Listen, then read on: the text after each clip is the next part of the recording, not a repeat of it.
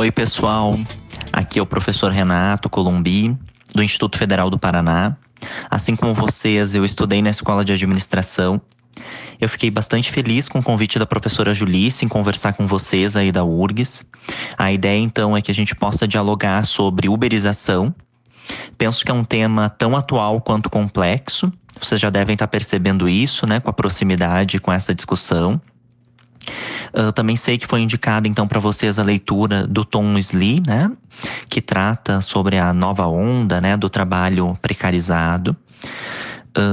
Acredito que seja um livro bem interessante para essas discussões e espero que vocês estejam aproveitando, na medida do possível, né, essas leituras.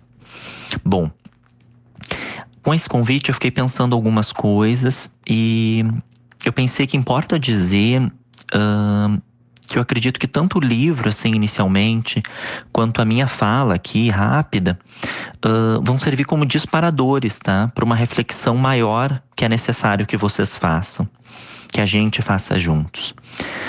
Então, essa prática reflexiva, ela vai ser muito importante e eu sei que vocês têm uma excelente professora aí para auxiliar vocês nesse sentido, né? Excelentes professores, mas aqui falo pontualmente, né, da professora Julice.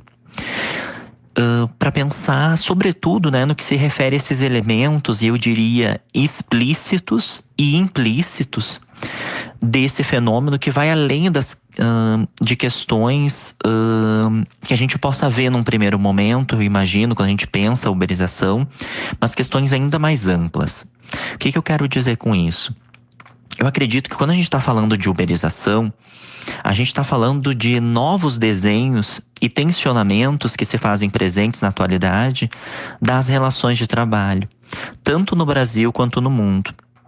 A gente também está discutindo, quando a gente fala de uberização, do trabalho como um todo. A gente também está falando da economia, a gente também está falando do consumo, a gente também está falando dos estudos organizacionais. Falando nisso, vocês vêm estudando, né, cada vez mais as teorias organizacionais. E vocês podem estar percebendo que quando a gente fala da uberização, nos dias atuais, é como a gente pensar no taylorismo, por exemplo, em tempos que não são muito distantes. O que eu quero dizer com isso, então, gente? Que trata-se de algo muito maior do que a gente falar apenas do Uber, né, da Uber. Eu digo, né, da empresa. A gente está falando de um fenômeno que está se fazendo presente cada vez mais nos mais diversos espaços, né? A gente está falando de uma nova forma, entre aspas, isso, né? Uma nova forma de trabalho que vai dizer sobre a época que a gente está vivendo. Então a gente pode pensar na uberização também como um reflexo do desemprego, quem sabe do desgosto, né, pelos modelos tradicionais em que estão postos as questões de emprego, né, de uma nova forma de ocupação do tempo livre, de uma necessidade de renda, de uma algoritmização, falei certo, uma algoritmização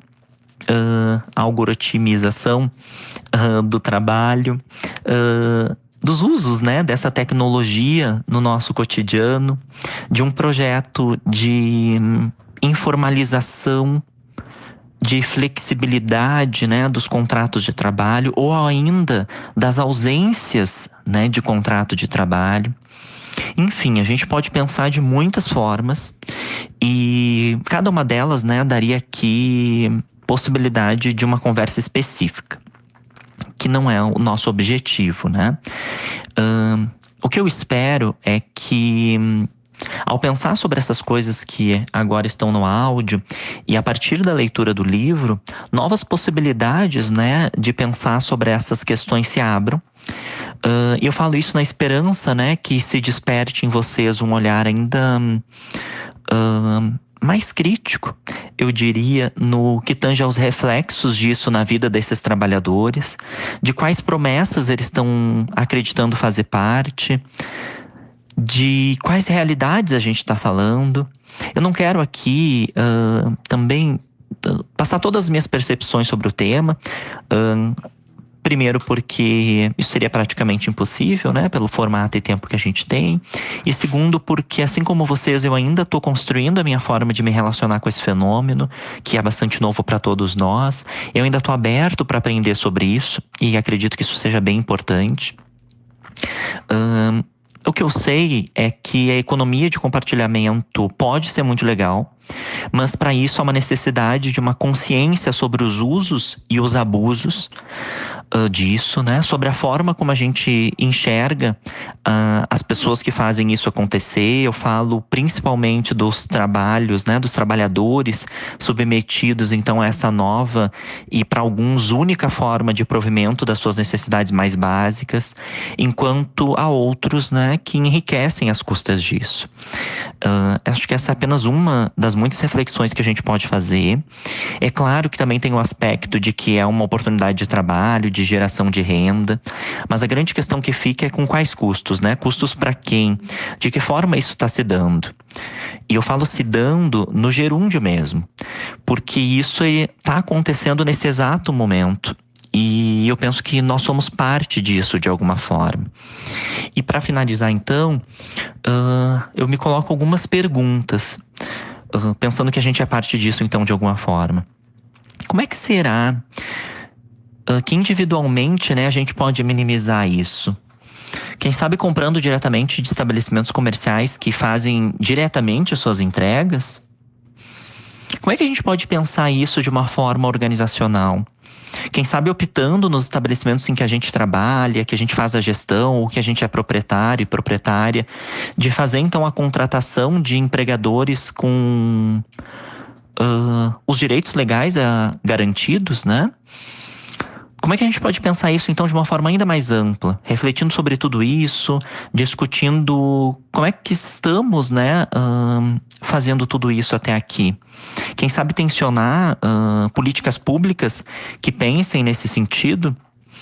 Eu não sei, gente. Eu não sei mesmo.